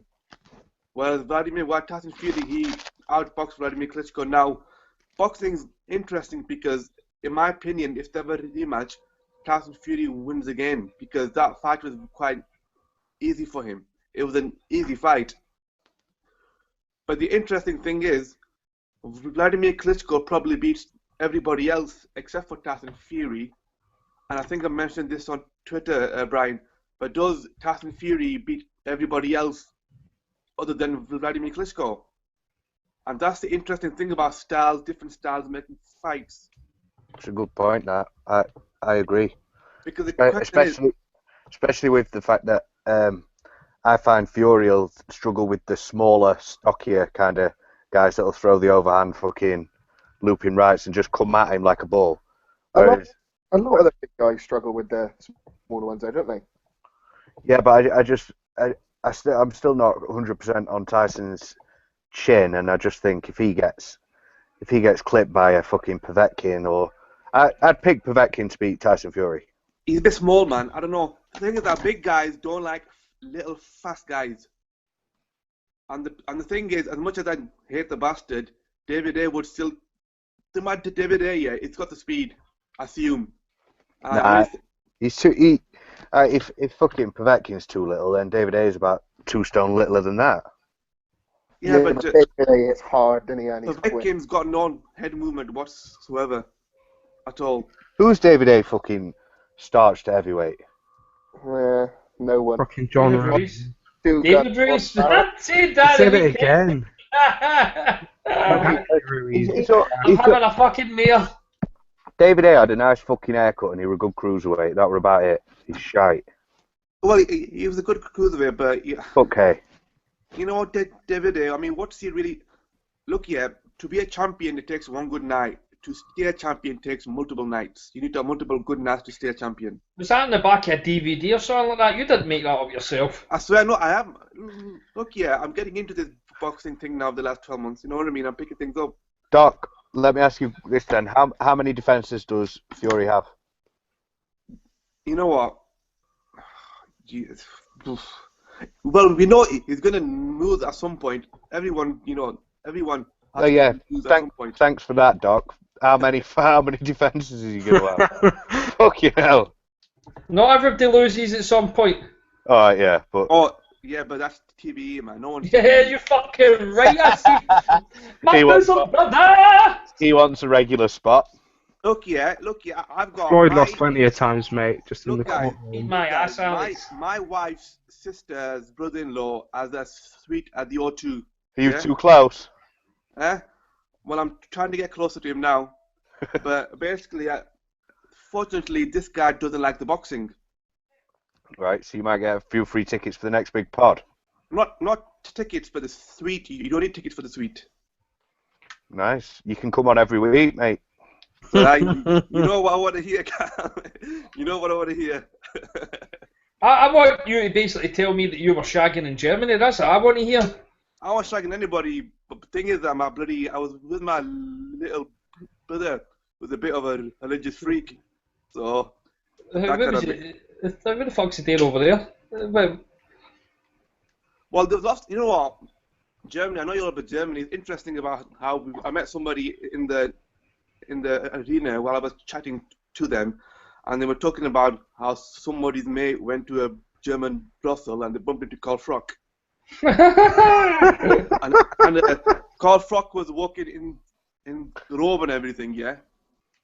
And this dude asking for a picture, and Karl Frock was like flexing his pec, saying, "Why do you want a picture of this?" Something like that. Did he come? Fuck Did he come? Okay, like, did he come? But That's you know how, but you know how story gets changed by a different person every time. But fuck knows. But that's what I want to say about David. And I think Derek Chisora did a good thing as well. Derek Chisora told David to back off, saying that Fury did in Germany what himself and David could not do. So, Asif, yeah. but is it true that you think Tyson Fury should face Gary Cornish next? It's a 50-50 fight. Okay, big guys, anything can happen. But That's safe. That's safe. yeah, That's safe. yeah, So the That's same, safe. same That's question safe. I was asking earlier. Massive. yeah. Who would you like? Who do you think? What was the question? Who do you like him to fight, or who do you think he would fight next? If it's not Vlad next, Yeah. who's realistic that you'd like him to fight next? Okay, well, the IBF mandatory with Glasgow. So if they enforce the mandatory, then he has no choice but to fight Glasgow. Okay. Okay. Now that fight they negotiated that Or before the been purse the bid. belt. If there wasn't no purse bid, if there was a purse bid, then that would mean that it would be difficult to get the rematch because of the mandatories. But they negotiated it without the purse bid. So and obviously now the question is, will Vladimir, if he does want the rematch, the only way they can do that is if Glasgow possibly sidesteps his mandatory, which I think isn't tough. They can just pay him a step aside fee and get the rematch with Tyson Fury. But the question of Vladimir, what does he do? And that's the thing. If he has the rematch and he wins, everyone forgets about it, and he actually makes Vladimir even more bigger because he avenged the defeat, which is a big thing in boxing. And one more thing, Doc. Joe, with the Glasgow thing, I'm not a heavyweight expert like yourself. Yeah. Who's he beating? Glasgow. He's fucking robbed a couple of people. That's what he's done. Is he the one that robbed Cunningham? He's robbed Right. every Glasgow. cunt. Oh, he's fucking shite. Glasgow. I'm not watching that fight. What it is, Glasgow has not beaten anybody that Tyson Fury beat before Vladimir Klitschko. But A lot of Tyson didn't rob people. Other than But McDermott. yeah, but that's not Glasgow's fault. Glasgow didn't rob the person. So has he got a big promoter then? Is he with that Huranov? His No, main event. he's with the main event. Kastuduva. Oh, is he? So fair enough. He's So the thing is, though, it's the I mean, Polish Glasgow's not one. beating anybody. He's just, the moment he steps up, he's not going to win. It's just like I'd beat medium-sized Glasgow. heavyweight, isn't he? What was that? I'd beat Glasgow. I tell you who'd beat Andy Pops would beat Glasgow coming off of a come down. That's fucking. First round, KO. But just going back to Vlad, I mean, the question is, does he retire? I don't think he'll retire on that defeat. He's too much of a proud man. And in the post-conference, Vitaly Klitschko was even saying, Vitaly Klitschko was actually quite critical of Vladimir Klitschko, saying that, he needs to try and reinvent himself, to try and deal with that type of fights. But how do you reinvent a 40-year-old man? You can't do that. You can't teach Vladimir Klitschko how to, fight in a different style. It's too late now. I've got a question. When obviously Lennox Lewis got sparked out by Rackman, Yeah, and then he came back and fucking obliterated Rackman. yeah. Is that, or if Vlad did that, if he comes back in the rematch and fucking chins Fury, Yeah. just absolutely fucking obliterates him, Yeah. would that erase the first fight? Do you think? If he obliterates him, yeah. in my Like opinion. comes out there, like just bounces his fucking head around the ring. Yeah, because right now, Yeah. Tyson Fury is a big star now. You can't doubt that the Tyson Fury is not officially a top heavyweight. You know, that would technically, on this mythical pound for pound top 10, that would put him in, Tyson Fury in the mythical pound for pound top 10. And I think if he annihilates Tyson Fury, which I don't think he will, you know, but that would, in my opinion, be bigger. That would basically put him back to where he was, Vladimir, because you know Vladimir Klitschko, he's at that type of career where people have been waiting for this. A lot of people have been waiting for this loss. People have been waiting for two things in boxing: for Mayweather to lose and Vladimir Klitschko to lose.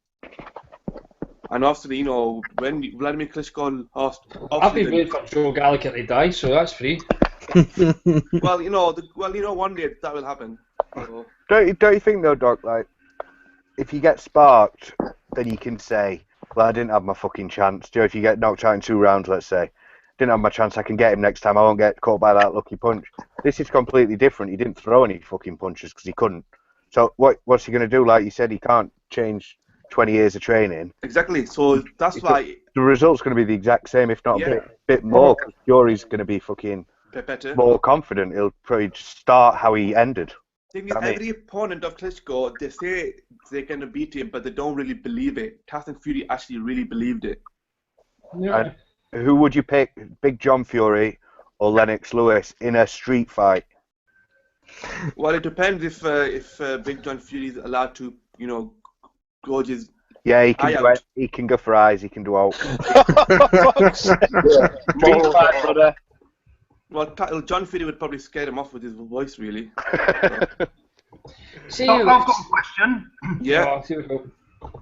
Right, I've got this rash, yeah? Yeah.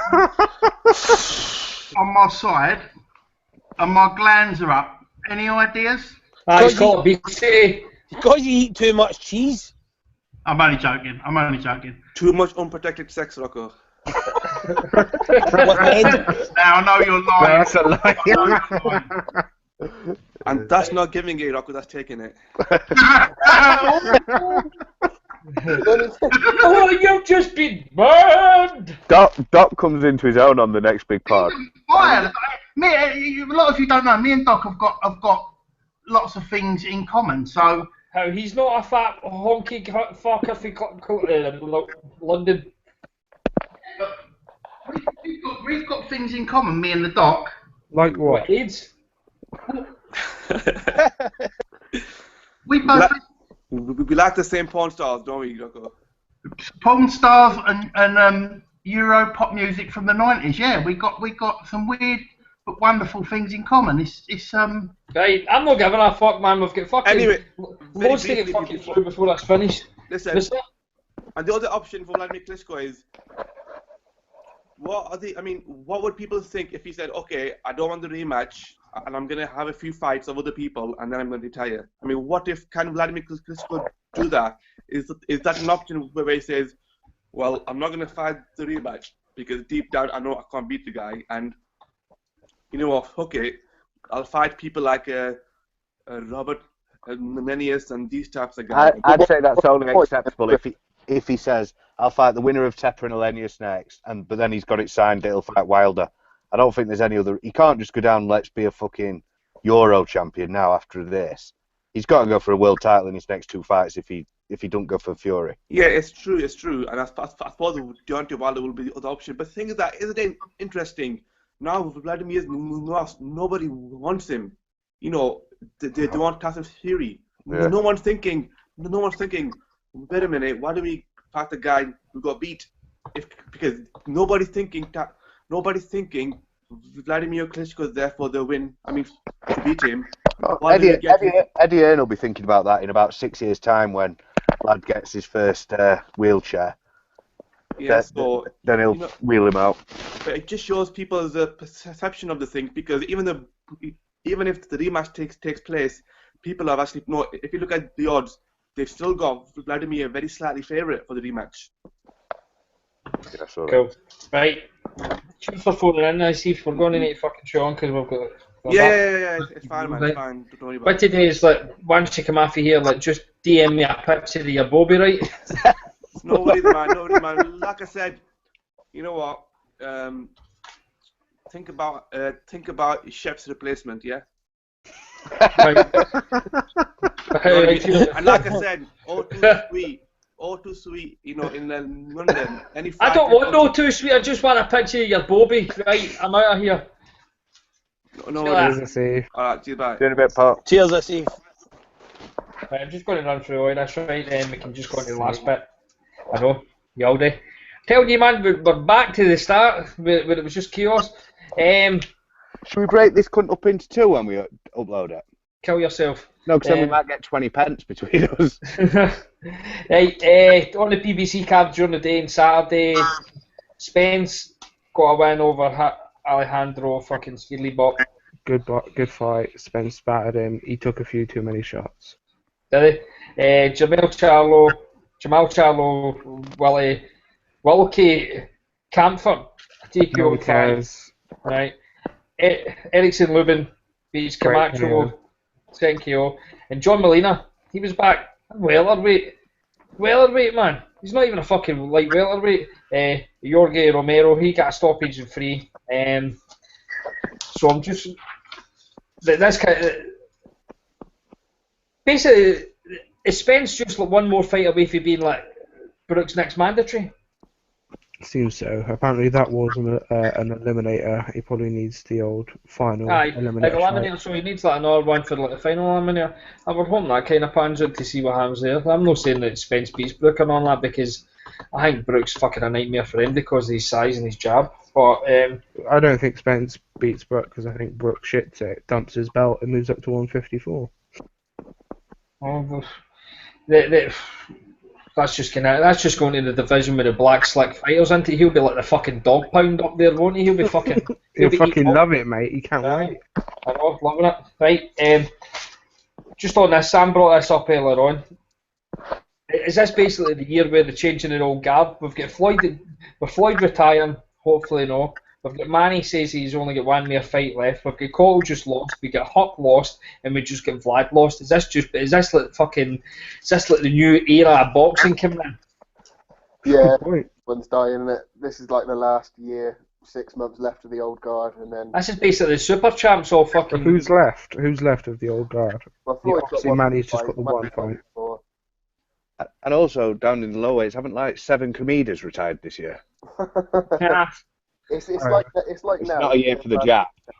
Even though Vlad's just been beat, it's kind of like Rise of the East. That like all the Eastern Europeans are coming in to fuck shit up.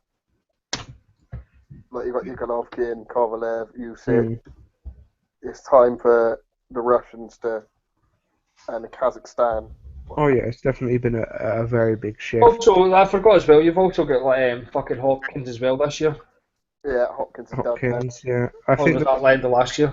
There's a lot of next year. You'll see a lot of middleweights moving up from at the moment this sort of prospect level, but all the Olympic, well, not just medalists, but the whole lot of them were fucking quality this year. Well, at 2012, and they turned pro. You've got Kitschko, you've got the Brazilian guy. I forget his name. I think it's like Esquiva Falcao or something like that. Similar name to is a footballer, isn't it? What do you know about J-Rock Williams, Alex? Because I've heard big things about him. He's good. He needs to move up. He's 154, isn't he? That Williams.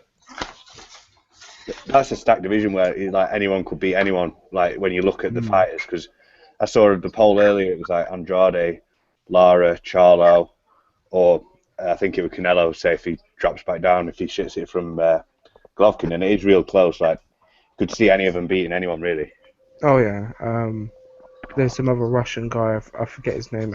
Ainsley mentioned him the other day, like Dubrovsky or something like that. He's a middleweight and he's fucking. That sounds like a Euro pop band.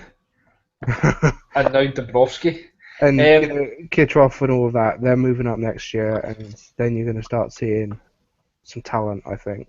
We've obviously seen the lower weights as well, like the elder guys like getting their cunt kicked in and like moving out. I seen that Obviously, I don't know nothing about this guy, but Carlos Cudras, he won at the weekend as well. Yeah, he's pretty decent. He's held a belt for a while now. He's due a rematch with someone that's just left the top of my mind at the moment, but I'll have to have a look at that.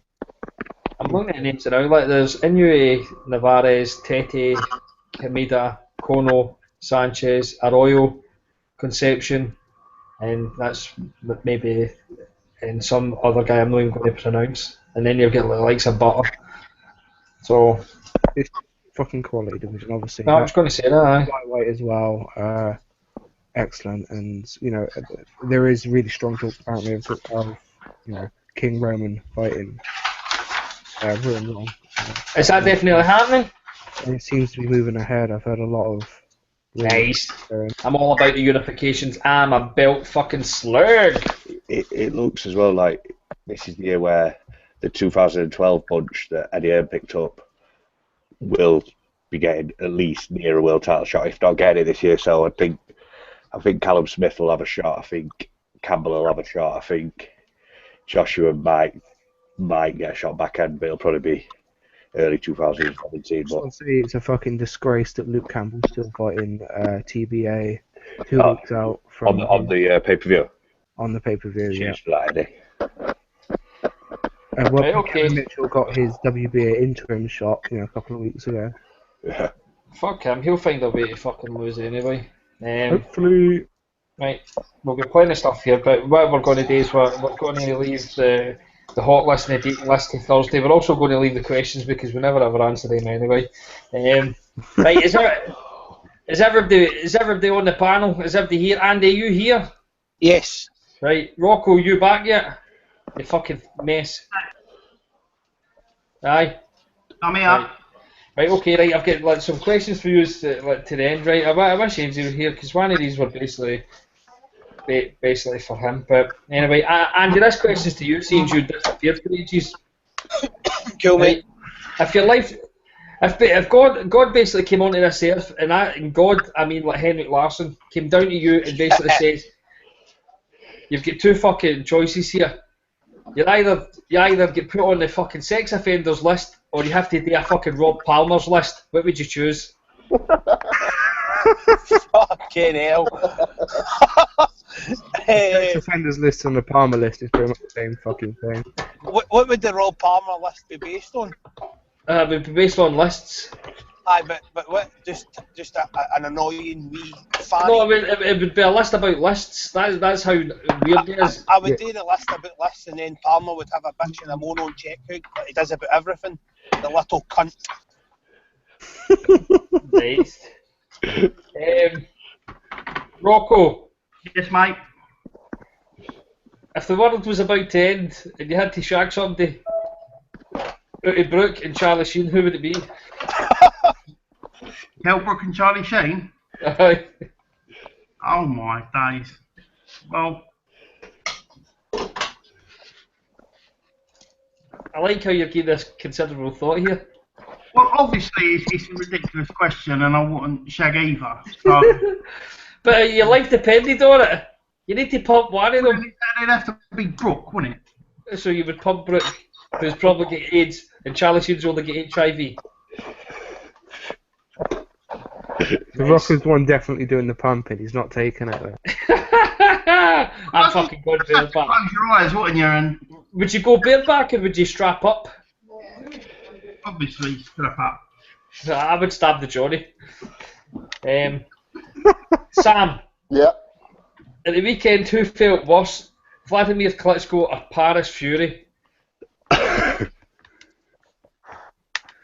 Well, I don't think Paris Fury failed. What?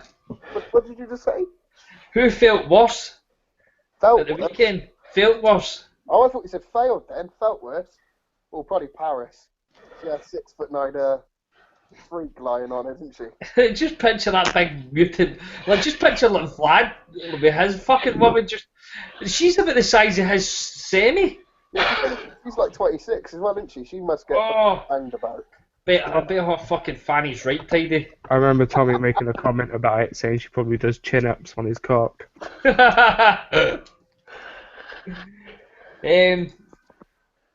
Cal, Yep. which sounded better? Tyson Fury singing or Kenneth Bigley's beheading back in 2005? Well, the thing with that beheading was it was quite a strong sound. Oh, it was vile, man. Like, you could hear him drowning in his own blood. It was fucking stinking. But it was. It's a tough one because Fury's singing, I thought, after a 12-round fight weren't bad. So I'm going to say that the beheading sounded worse. But they were both enjoyable watches for me. Oh, you know, the first time I seen that, I was at my bud's brother's bit, right, and we were obviously getting fucking out of knob, right. He's like, "Oh, Mum, I'll show you a video like a beheading." I was like, "Aye, this will be cool, right?" I'm sitting there peeing out my bollocks on white, right, and he shows me that, and it puts me in a pure come down and everything and all that. I couldn't talk to the cunt to drive him because it. Oh, it was fucking, it was rude, man. I remember watching it at school because it were back in the day before fucking smartphones, so it were like little bellends with the fucking Motorola's on saying, "Yo, watch this, man, it's sick." I was just like, "Alright, yeah, I'll watch it." And I was actually nearly sick watching it. It's the same way when you're walking up the street and you see two dogs shagging and you don't want to watch it, but you still need to keep staring anyway. You know what I mean. Right, Alex, the last one. I want you to put an order, right? And everybody can fire in here, right, in Game of Horn. Put an order. Who said the most offensive things, right? Tyson Fury, John Terry, Matarazzi, Ron Atkinson, or Press Pass Paul.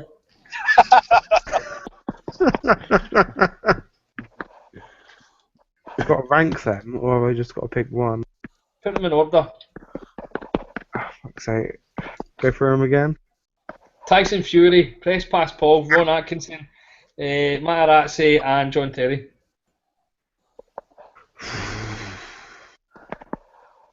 Only one of them has wished death on an entire race. So That's very true. I think we've got a press pass at number one. Yeah, definitely. Wishing genocide is it's fucking horrific to me. I think you've got to give Big Ron a fucking pass. He's an old man. Times have But it was fucking... he's born in a different era. Born in a different era. That's an excuse, isn't it? His whole neighbourhood's changed. He don't know what words to use. Oh, Exactly. so what did one day he just walked outside his door and the place was just filled with black people? Not? He's like, "I can't cope with this. I'm going to abuse Marcel Desailly." He was a fucking lazy bastard though, that game, wasn't he? Oh, press pass.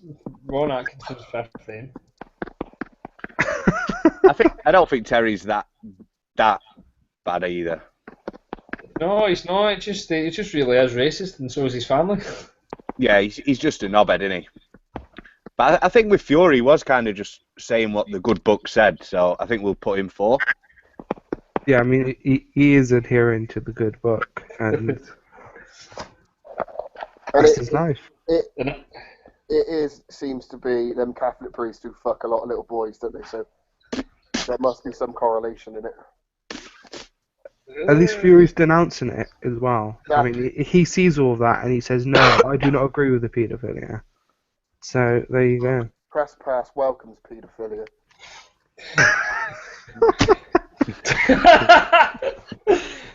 Fuck you, press pass. Fucking encouraging. Fucking. I mean, I don't even know what to say here. I wish this could get edited.